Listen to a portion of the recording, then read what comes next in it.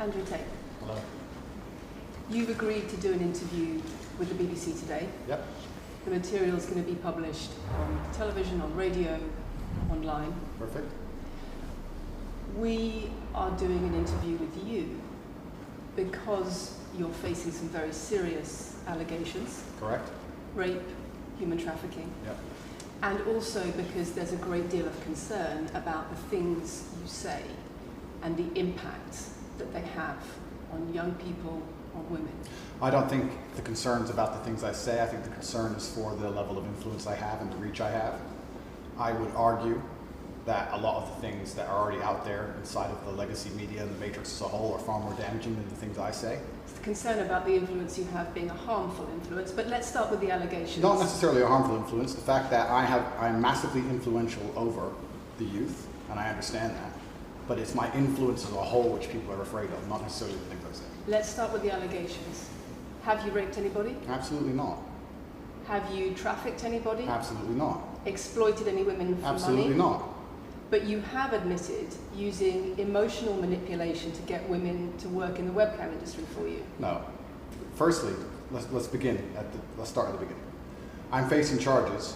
The first one you mentioned, the rape one, has already been thrown out by a judge because there's no evidence of it. Secondly, it's very difficult for me to sit here and have a very frank and honest conversation with you while we're in the territory of Romania about a legal case that's going on within Romania. I have to protect myself. I've agreed to do an interview with you, and I want to be as honest with you as possible, but I can't incriminate myself in any way, and I have to be very careful with what I talk about. There are no charges yet. Correct, there are no charges. There are no charges, and I've agreed to speak to you, but I have to be as honest and frank as I can while also protecting myself and following my legal counsel. So let's talk about what you've said yourself then. You have said on the website, for your original website for the Hustlers University, that you emotionally manipulated women to fall in love with you so that you could get them working in the sex industry for your financial gain. As I said, I have to be very careful with what I say, but let's put it this way. No women are coming out against me and accusing me of doing it. Yes, they are. No, they're not. Yes, they are. No, they're not. Who? There's testimony from the current investigation. The current investigation, which I cannot discuss, which I know intimately and you don't, I can tell you right now that the women who are in this case file, there are 2 American women who have been caught already admitting they're lying, and then nobody else is accusing me of anything. To begin with, it's very common in cases like this that the alleged victims do not always see themselves as victims. Well, that's very interesting.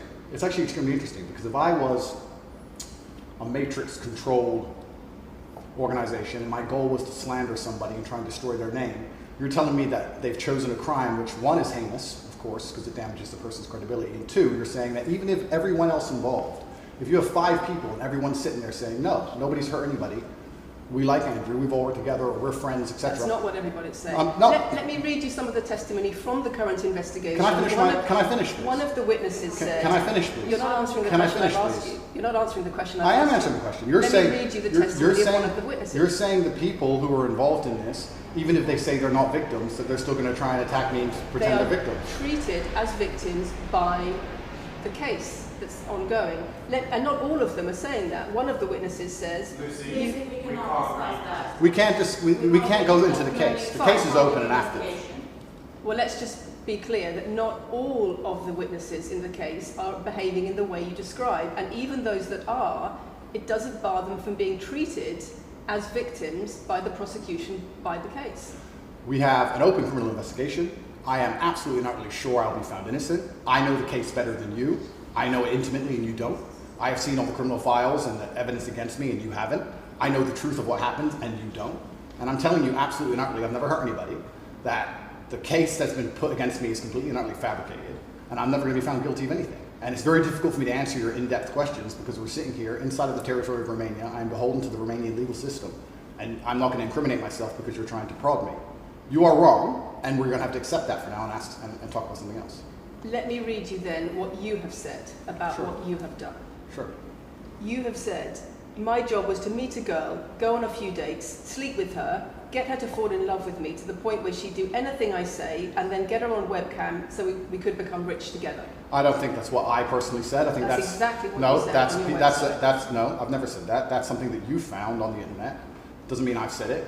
And again, once again, if any female on the planet has a problem with me, I strongly recommend her to go to the police and try and pursue me for criminal charges. It's actually very interesting that me, one of the most famous people in the world, who's been vilified by the legacy media and places all over the internet, while everyone has attacked me from every single angle, while federal agencies from multiple countries have called over 2,000 women who know me, we stand here with 0 new accusations since my arrest. 0. If you took any famous person, any man of substantial wealth, and you called 2,000 women who knew him, he'd find an ex-girlfriend is upset, somebody who wants money who's upset. They called 2,000 people who knew me and could not find a single woman to make a new complaint. The only complaints they have against me are the initial complaints, which we can prove are lies, and that's where it stands. So I'm not going to sit here and allow you to pretend that I'm some kind of evil predator, when actually I'd argue the fact that people who've been investigated to the level I've been investigated to, if you were to take the average man on the street and investigate his entire life for 14 months, call everyone who's ever known him,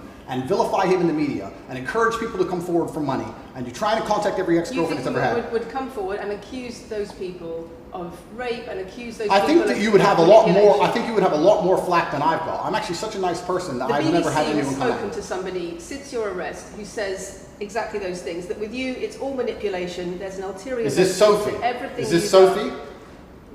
Oh, it's Sophie. The fake name, no face. No, the story that was invented. Wanting to please him and wanting him to be happy, that I was just kind of, yeah, okay, do whatever you want. And what is she accused? Has she accused me of a crime? This imaginary Sophie? She's making the point that there is. Has she accused me of a crime? Emotional or psychological manipulation. I've asked you a question, and I've allowed you into my house. I'm asking you a question. Correct, but you're not the boss here, because I've allowed you into my house. I'm asking you the question. Correctly, and I'm telling you. You get to decide the answers. No, we're equal here. I've allowed you into my house. You don't come here with a position of authority.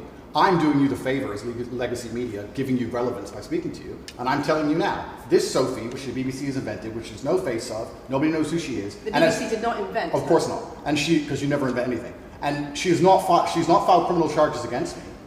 What are we talking about here? What is she saying? Talking about emotional manipulation into the sex industry for your financial gain. Absolute garbage. She has not filed criminal, this person, if they exist, has not filed criminal charges against me. I welcome anybody who believes I've harmed them, male or female, any point in the past to file criminal charges against me, and I will fight them. I know who I am, and I know what I've done, and I know the truth, and I know that I'll be found innocent of this attack. The reason I'm being attacked is because of my massive influence, not because I've ever hurt anybody.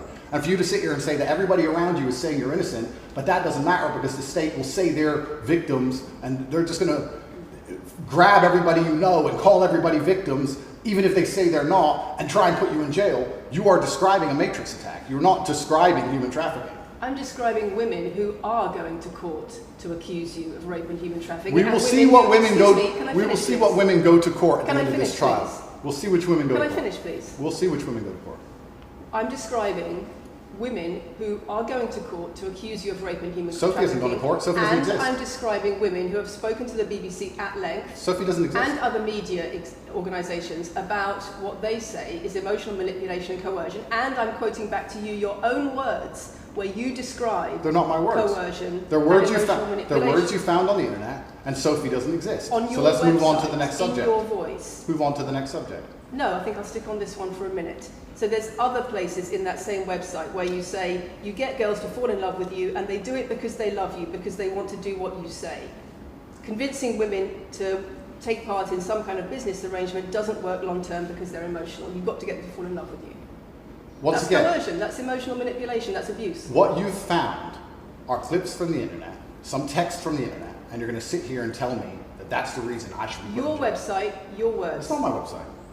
Yes, it is. No, it's not. Check my website. Next.